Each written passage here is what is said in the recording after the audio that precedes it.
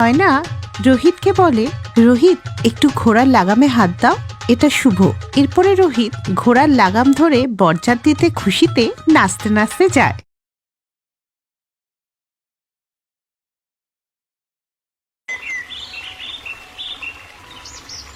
একটা গ্রামের মাঝখান দিয়ে সুসজ্জিত বরযাত্রীরা আসছিল, আর ব্যান্ড পার্টির আওয়াজ সারা গ্রামে শোনা যাচ্ছিল। আর ঘোড়ার উপরে বরের সাজে বসেছিলেন একজন ৭০ বছরের বৃদ্ধ, আর অন্যদিকে কনে সেজে দাঁড়িয়েছিল ২২ বছরের একটা মেয়ে। কনের সাজে থাকলেও তার চেহারাটা রেগে লাল হয়ে গেছে। তখনই বাইরে লোকেদের ভিড়ের মধ্যে একজন বলে উঠল, এই সেই অহংকারী ননদটা না, যে ছোটদের সাথেও ভালোভাবে কথা বলতো না? এরকম অহংকারী মেয়েদের ভাগ্যেই এরকম বুড়ো বর জোটে। হ্যাঁ, সত্যি কি ৭০ বছরের বুড়োর সাথে ২২ বছরের মেয়ের কি বিয়ে হবে?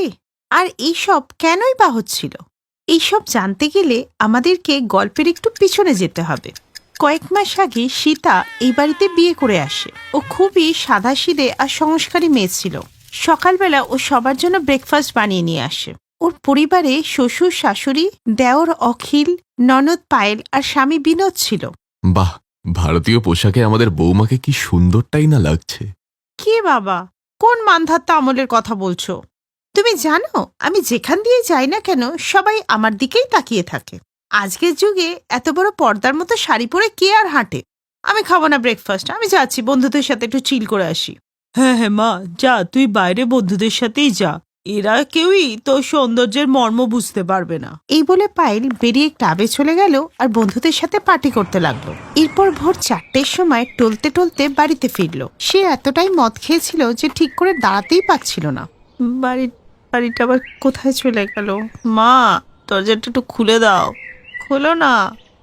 এই বলে পায়েল জোরে জোরে দরজা নক করলে তার বৌদি এসে দরজা খোলে। তারপরে সীতা কোনোভাবে সামলে ওকে ঘরে নিয়ে আসে। ঘরে নিয়ে এসে ওকে শুইয়ে দেয়। কিন্তু পরের দিন সকাল ১০টা বেজে গেলেও পায়েল ঘুম থেকে ওঠে না।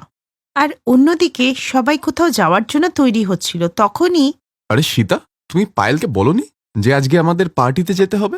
হ্যাঁ, রাতে আমি ওর ঘরে গিয়েছিলাম, কিন্তু রাতে দেখলাম ও ল্যাপটপে পড়াশুনো করছে, তাই আমি ওকে কিছু বলার সাহস পেলাম না। সারা রাত পড়াশুনো করেছে, তাই হয়তো ঘুমিয়ে আছে।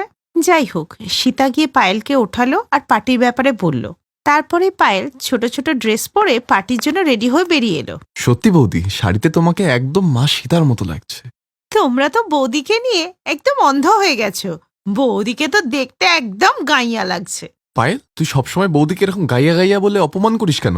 মনে হচ্ছে এবার আমাকে সবটা বলতে হবে। মা, তুমি জানো পায়েল রাতের বেলা কোনো পড়াশোনা করছিল না, ও সারা রাত ধরে বন্ধুদের সাথে পার্টি করছিল। ভোর ৪টের সময় টলতে টলতে বাড়িতে ফিরেছে। বৌদি ওকে চুপচাপ ওর ঘরে নিয়ে গিয়ে শুইয়ে দিয়ে এসছে। আমি নিজের চোখে দেখেছি সব। ওর তো উল্টে বৌদিকে ধন্যবাদ জানানো উচিত যে বৌদি কাউকে কিছু বলেনি। পায়েল, অখিল সত্যি কথা বলছে। দাদা, বন্ধুদের সাথে পার্টি করাতে কি সমস্যা? আমি বলে দিলাম, আমার মেয়েকে কেউ কিছু বলবে না। চুপচাপ করে সবাই ব্যানার্জি বাবুর বাড়িতে পার্টিতে চলো, দেরি হচ্ছে। ওদের পরিবার ব্যানার্জি বাবুর পার্টিতে পৌঁছে গেল। বড়লোকদের পার্টি ছিল। ব্যানার্জি বাবু ৭০ বছর বয়সী একজন বৃদ্ধ ছিলেন। উনি পায়েলকে ছোট ড্রেস পরা দেখে পা থেকে মাথা পর্যন্ত দেখতেই লাগলেন। অন্যদিকে সীতা অক্ষয়কেও ওই পার্টিতে ডেকে নিয়েছিল। আরে পায়েল, কেমন আছো তুমি? দিদি কেমন?